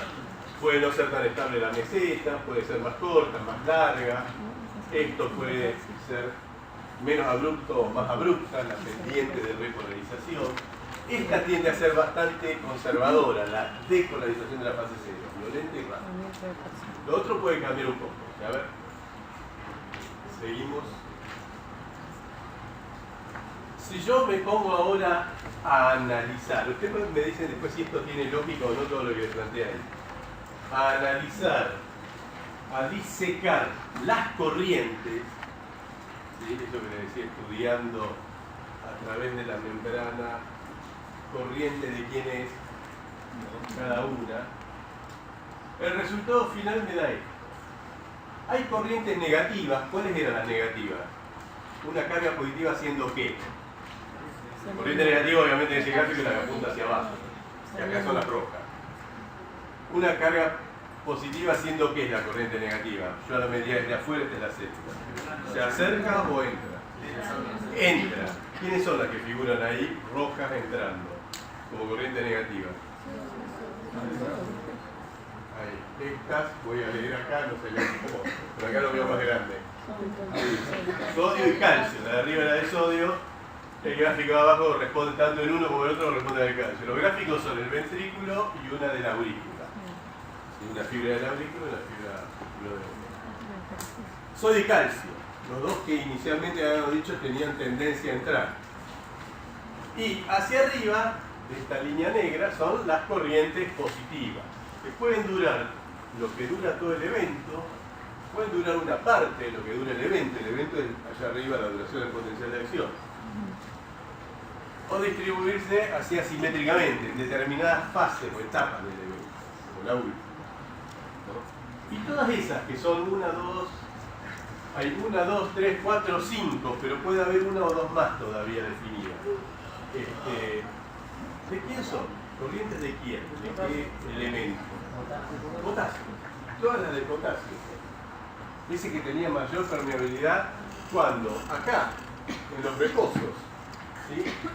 Dominaba frente al sodio y aún frente al cloruro. De potasio, aquel que dada su gran permeabilidad mantenía el potencial de membrana bastante cerca de su equilibrio. Aquel que por lo tanto tenía una fuerza electromotriz pequeña independientemente de la permeabilidad que le dé. O sea, si yo al potasio en menos 65 le abro todos los canales, él paulatinamente, no violentamente, él paulatinamente va a tratar de llevarlo al menos 93, menos 95 de fibrado como equilibrio, paulatinamente va a tratar de llevarlo a ese valor. O sea, justamente aquel ion más controlado, que si yo juego con las conductancias no va a generar cambios violentos, bruscos, no lineales, diría un físico.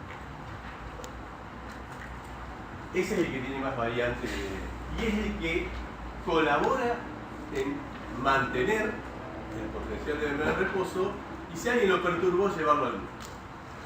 Entonces este gráfico me dice que el responsable aparentemente de este pico abrupto de depolarización, ¿quién sería? ¿Cuál es la corriente más fuerte en este momento del potencial de acción? Sodio. Ahí hablan de unos canales de sodio rápido. ¿Por qué no estaban actuando acá? ¿O por qué no están actuando acá? Pues yo me fijo a la corriente cero, Porque se iban a hacer como está central. O sea, son unos canales particulares, se ve que no son canales constitutivos de base y de membrana que están siempre ubicados en el mismo estado de la membrana. Eso se lo llama propiedades pasivas de membrana, son los canales pasivos de membrana, aquellos que están siempre en el mismo estado, que es abierto, en la membrana. Esos son los que estaban 100 para potasio, 1 para sodio y a lo sumo 30 para el cloruro. siempre en la membrana, siempre en el mismo estado. Pero por lo visto, por acá también para el potasio veo que hay canales que acá no están, pero acá sí están actuando. Hay corrientes que pasan por esos canales. O sea, ese canal está en la membrana, pero aparentemente no deja pasar corriente, por lo tanto podría presuponer que está cerrado, salvo que pase algo. Y donde veo que actúan esos canales que durante el reposo está cerrado, es mientras persiste la depolarización. O sea, hubo un cambio de voltaje que por lo visto habilitó esas corrientes. Por lo tanto, puedo presuponer, lo que dijo ya, que son canales voltaje dependientes. Más allá de que por acá aparezca una B corta que lo diga, son canales voltaje dependientes. Algo hace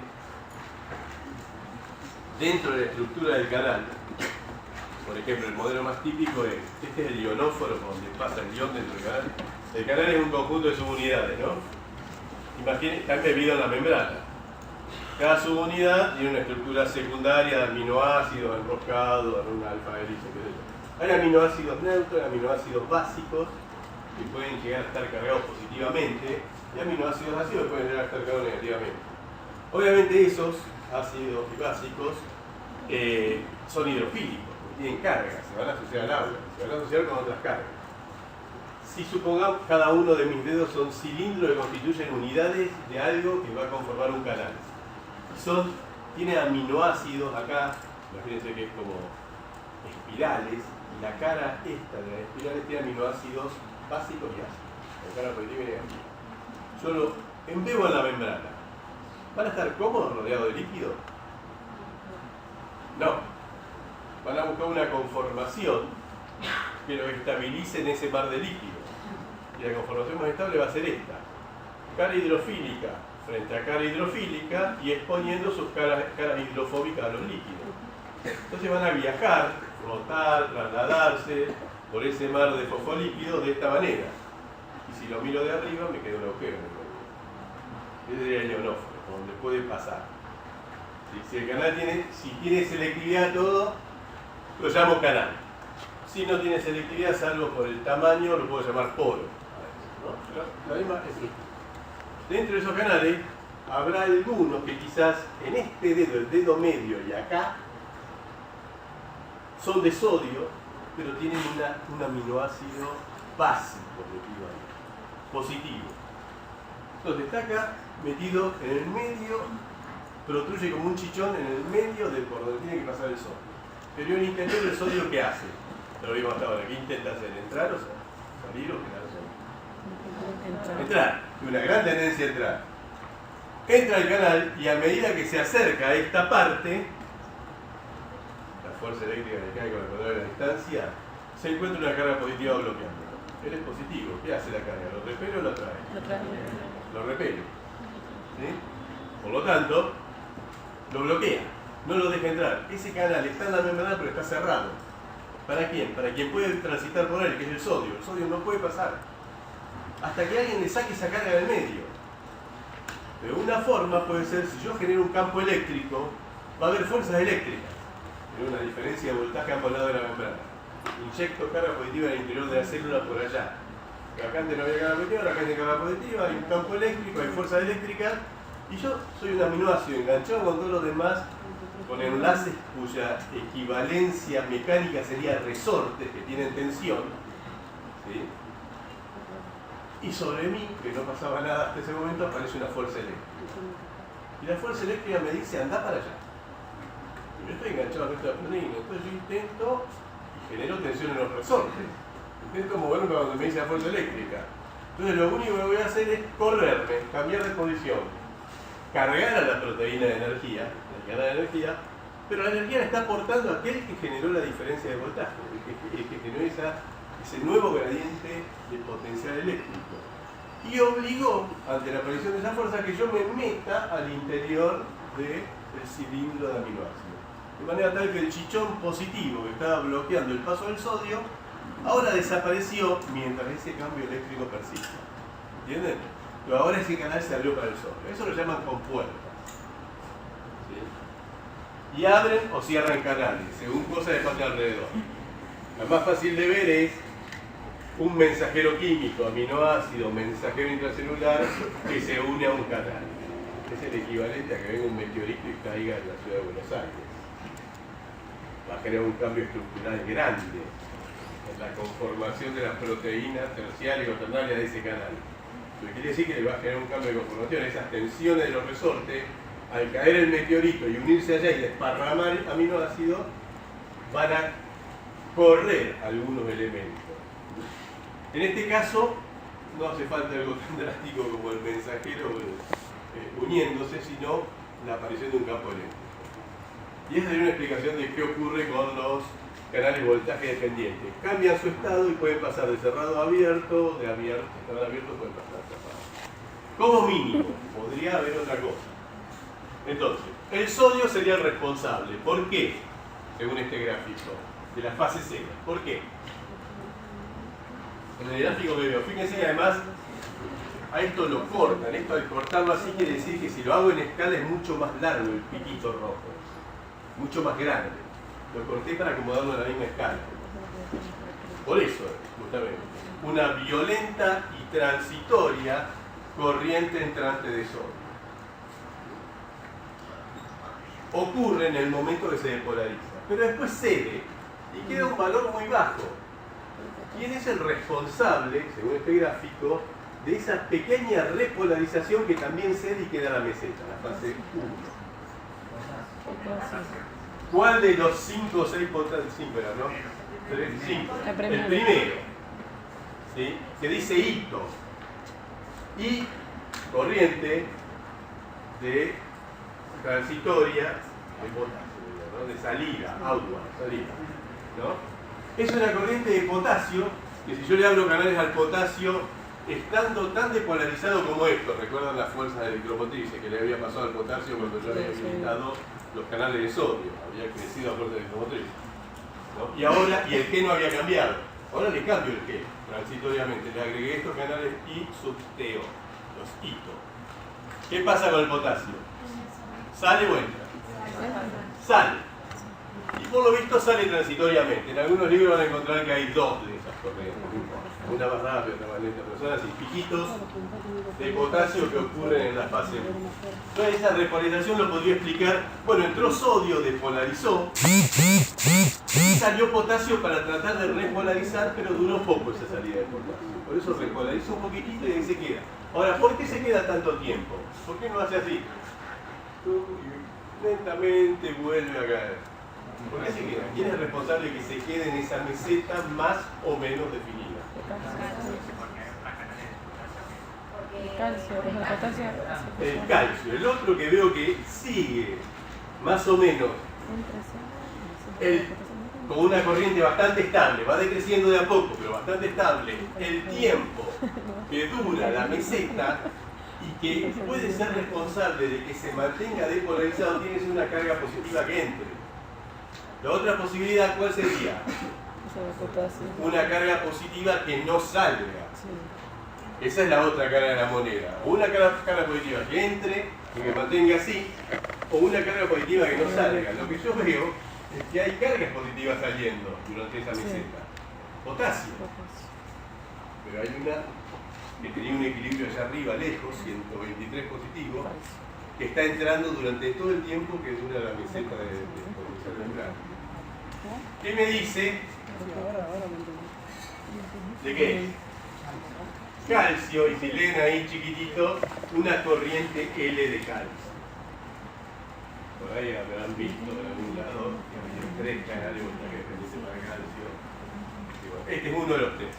Una corriente de calcio, que por lo visto, por cómo crece, tiene una cinética un poco más lenta que la de sodio, no es tan rápido, pero persiste, dura en el tiempo. ¿Y por qué crea la meseta? Recuerden que el calcio lo quiere llevar a más 123, ni siquiera logra llevarlo acercarlo un poco más al equilibrio del sodio. ¿Por qué queda ahí? Claro, ahí tengo la explicación, ¿por qué hay tantos potasios metidos de por medio? Las corrientes de potasio, en particular estas 3, se encargan de mantenerlo. Y fíjense que algunas actúan más al principio de la meseta, ¿sí? otras actúan más hacia el final de la meseta, y esas que actúan hacia el final de la meseta, cuando ya la corriente de sodio se fue disminuyendo, quizás porque al estar tanto tiempo depolarizado y esa nueva conformación pasa a otro estado de conformación, no el abierto, no el cerrado, tampoco el abierto, sino un tercer estado que puedo decir, y por lo visto cede la corriente, puede estar inactivado, o se volvió a cerrar o pasó a ese tercer estado que puedo llamar inactivo, inactivado en un tercer estado conformacional.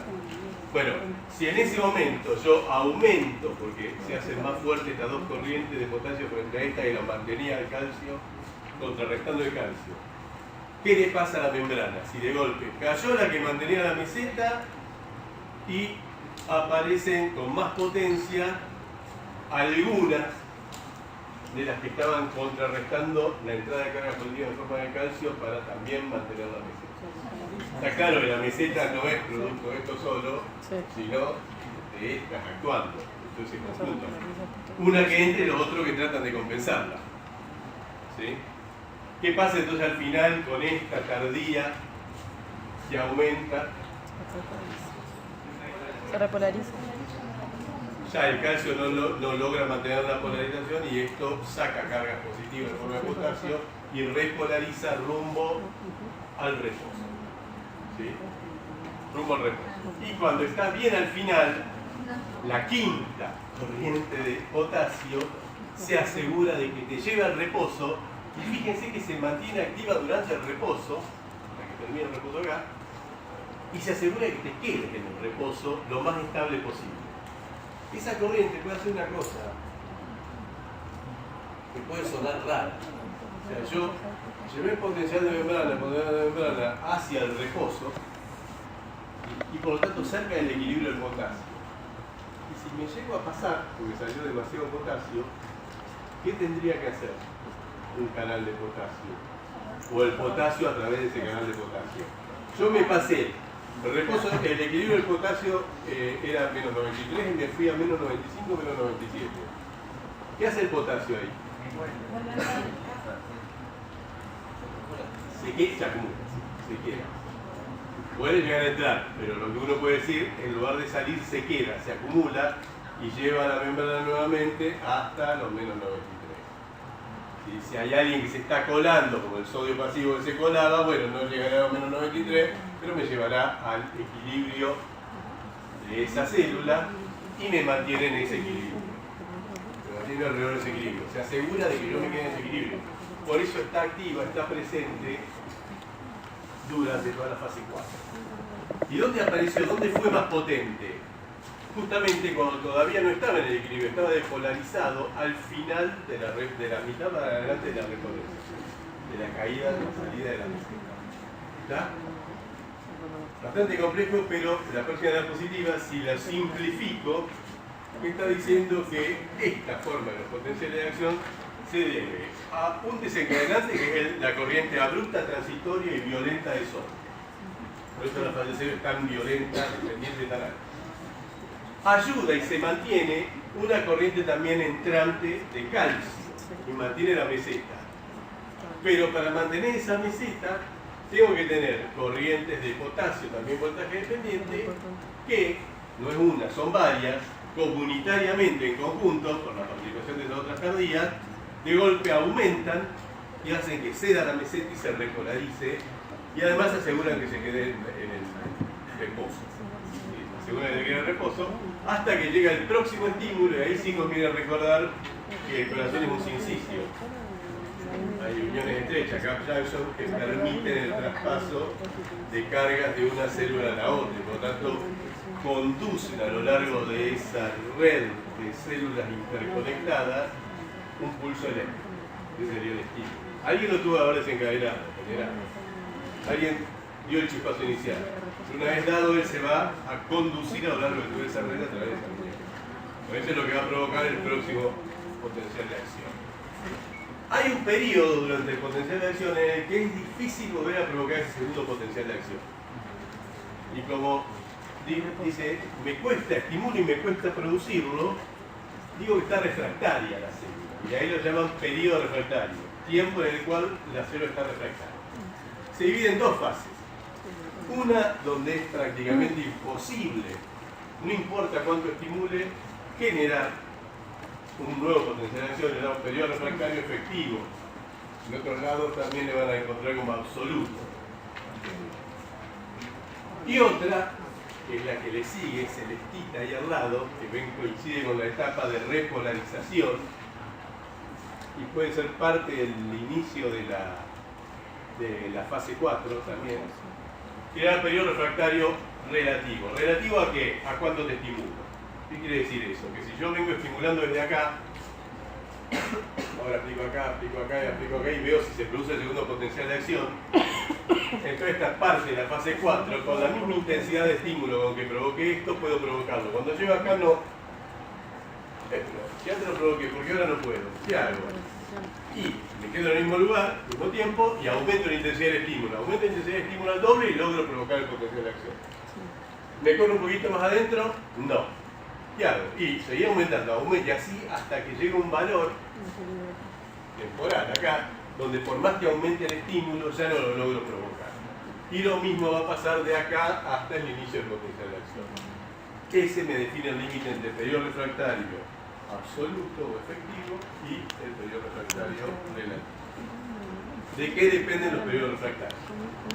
¿Por qué desde acá, donde abrí el primer canal de sodio en adelante, más o menos hasta cuando se cierran los de calcio, no logro provocar un potencial de acción? Porque el canal de sodio está inactivo pero no cerrado. Entonces vos si estaba abierto, estaba cerrado, se abrió, y vos decís que está inactivo, que no quiere decir cerrado. claro, Sería un tercer estado. no se puede volver a abrir porque ya está abierto. Inactivo. Bueno, hay canales, entre ellos el de sodio voltaje dependiente, que fue el que origina el potencial de acción, el que lo desencadena, ¿sí? Que tienen dos compuertas, la de apertura-cierre y otra le llama inactivación. El modelo más simple para verlo es el de los dedos. Imagínense un tubo acá, y esta es mi compuerta de apertura-cierre. Mis dedos son partes de las cadenas aminoácidas y mis uñas son aminoácidos cargados positivamente. Básico. Lo mismo para la compuerta de inactivación. Estoy en el reposo, ¿el interior es negativo o positivo? ¿Cómo va a estar esta compuerta si mis uñas son positivas? Acá está todo negativo. Ahí va a estar cómoda, atraída por la carga negativa. Y esta, que está más arriba en la boca de entrada del tubo que es el canal, así o así. Atraída por allá va a estar así. Cerrado. Depolarizo, inyecto carga positiva. Este va a estar más incómodo acá. Y este queda así. Con alguna parte intermedia así. Peor porque al abrirme entra... ¿Quién me provocó esto? Carga positiva que se metió acá. Al abrirme meto yo más carga positiva. Debo hacer una cosa así, se abrió. Pero ese mismo proceso hace que este esté incómodo ahí, porque ahora se empieza a rodear de carga positiva. Si sigue habiendo carga positiva, estoy por encima de cero, cuanto más esté por arriba peor, ¿qué va a pasar con esta? Que tiene la carga positiva acá.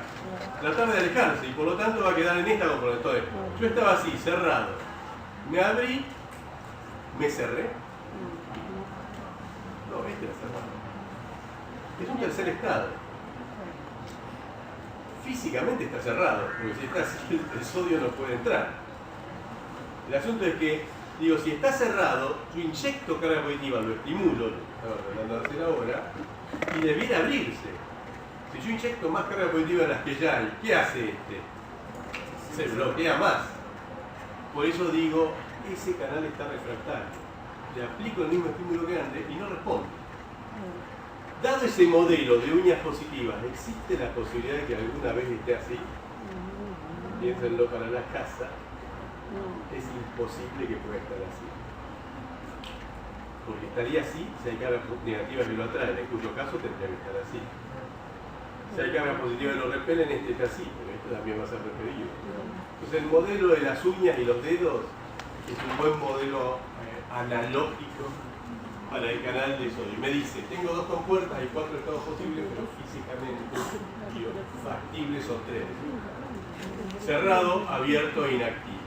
¿Cómo hago para sacarlo de la refractariedad, de la inactividad? ¿Cuál es la mejor forma de que esto vuelva a estar así? Si hago más positivo esto, más se traba. Hacer negativo, y de hecho si lo hago más negativo que el reposo, me aseguro que esto vuelva a estar. Esa sería la cinética, cinemática del canal de sodio de 2 compuertas, el que tiene una sola se abre y se cierra. Puede que, recuerden que yo lo que hago así en realidad eran resortes uniendo pelotas de aminoácidos con carga que se reacomodan y tironean por acá, hay tiempo. Hay un tiempo para poder reacomodarse, para poder estabilizarse, para salir de ese estado y volver al anterior. O sea, hay voltaje dependiente y tiempo dependiente, son todos, en mayor o menor medida. ¿Está? Bien, pasemos a la siguiente. ¿Para qué servía el calcio? Hay en la de... Se vuelve a ver la parte de contracción, vemos la parte motora. Sí, así que lo vemos rápido, es histología. Entra durante la meseta. El que entra además puede actuar sobre este canal R y R, que era, díganlo. ¿Se acuerdan de esto? El canal de rianodina que está en el retículo endoplasmático o sarcoplasmático. Era un gran depósito, de hecho tiene casi tanta concentración de calcio como esto. Y lo que hace es abrir canales de calcio acá, que invaden el citosol de afuera y fundamentalmente desde adentro, y actúan en la próxima sobre el citoesqueleto. Fíjense las bombas que están tratando de acomodar el calcio a sus valores originales, pero son lentas y naturales. Y ahí apareció el calcio uniéndose a la troponina C, corriendo el triplete de troponina y por lo tanto corriendo la tropomiosina y dejando expuesta el sitio activo de la actina a la cabeza de miosina.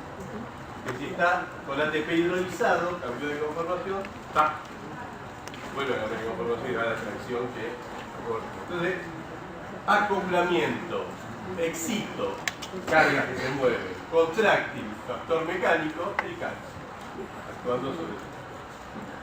Y lo último, avanza, las otras células, las minoritarias del corazón.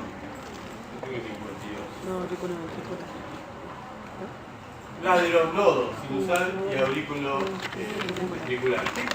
¿Qué particularidad tienen esos paquetes de tejido, esos conjuntos de células? ¿Cómo? Sí. No tiene que ver con eso, pero ¿qué particularidad así funcional tiene? Se pueden autodepolarizar. O sea, si me autodepolarizo y tengo canales activos de voltaje dependiente que me permiten crear un potencial de acción, periódicamente, con la velocidad de mi depolarización espontánea, voy a generar un nuevo potencial de acción. Y por lo tanto, soy automático. Autogenero potencial de acción dando lugar a un ritmo, en un periodo determinado. Según la tasa de esta depolarización que ocurre en la fase 4, que era la de reposo, según la tasa sea más rápida o más lenta, más rápidamente voy a llegar a esta línea roja o más tardíamente y por lo tanto el otro potencial de acción se va a dar antes o después de lo normal. Acelero o desacelero el ritmo de producción de potencial de acción. Como esto después agarra el sinsitio y da lugar al fenómeno de contracción del corazón, acelero y desacelero el ritmo cardíaco. Estos son los determinantes del ritmo cardíaco. Después discutiremos si la determinante es el nodo sinusal o el aurículo ventricular. Quizás la que tenga el ritmo más rápido arrastra al otro y por tanto sea yo. ¿Qué es lo que ocurre? Cuando estoy en reposo tengo espontáneamente una depolarización, pero no hay cambio de líquido ni nada. Solo yo lo hago. Así que en mi cóctel de canales debo tener canales que no estaban en la otra serie. Y después tengo esto, una espiga depolarizante, porque supera el cero, ¿ven? No hay meseta definida, una espiga, una loma, con una depolarización que no es tan rápida como la de sodio que habíamos visto antes, la se le llamaba al sodio, sino que es más bien parecido a eso que dio lugar a la meseta. ¿Sí? Si yo a la meseta le resto la corriente de sodio, quizás me quede una variación de voltaje más de este tipo. Ahora después vemos, hay que disecarla iónicamente y ver qué canales están participando y vemos quiénes son los actores que dan lugar a esto. Y después sigue una repolarización muy parecida a la que vimos antes, y ahí yo ya puedo presuponer quién me va a volver a llevar a valores de potencial de membrana de reposo, quién me va a volver a llevar cerca de su potencial de equilibrio. Entonces mi duda es, ¿esto que es un sodio que es más lento? ¿Es un calcio? Hay un interflujo diferente de calcio y de potasio, que en lugar de tener una meseta, como que el potasio inicialmente no logra ser tan potente, ¿no? Como para frenar la depolarización, pero después más potente de lo normal porque logra arrastrarlo de vuelta para abajo. ¿Cuál es la respuesta? Entonces, la próxima diseco iónicamente en cuanto a conductancias a corriente la célula automática. Y lo que obtengo es esto.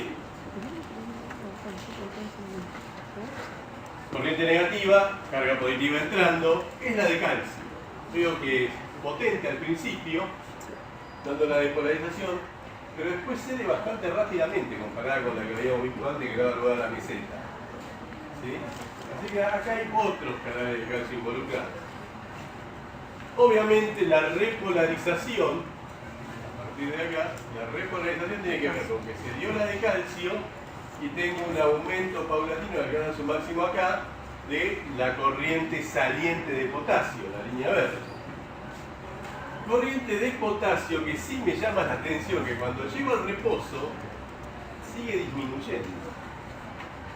Y si disminuye la salida de potasio una vez llegado al reposo, ¿qué está pasando con el interior celular?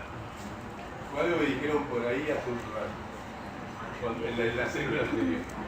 ¿Qué está pasando en el interior celular si la corriente de potasio que me llevó al reposo sigue bajando? Sale menos potasio. Se depolariza, hiperpolariza, se queda en el reposo, hiperpolariza. Si se hiperpolariza es que me estoy acercando más a mi equilibrio. ¿Qué necesitaba? Parecerme más a NERS. ¿Qué decía NERS para que yo pueda llegar al equilibrio? Infinitamente permeable, que significa corriente muy alta. No me puede hiperpolarizar. Hiperpolaridad quiere decir que sigue saliendo más potasio. Hay potasio que de golpe quiere salir, pero la corriente es débil. No tiene canales suficientes para salir. Entonces, ¿qué hace ese potasio? Se acumula. Se acumula en el tiempo, va despolarizando paulatinamente la membrana.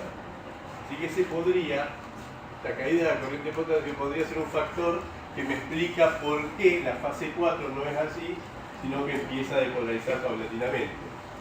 Pero no es el crítico, ese ayuda. El crítico está en celeste, que me dice esta cosa. Mientras ocurre el potencial de acción, está o cerrado o inactivo el responsable de esa corriente, el canal responsable. Va de cero, no pasa corriente. A medida que repolarizo, y de hecho fíjense, esta línea blanca está casi acá, sigo cerrado o inactivo. Recién cuando estoy por esta fase, llegando a este valor más negativo, que no es muy negativo, es menos 65, cuando estoy por debajo de los menos 60, empieza a haber una corriente, que es una corriente negativa.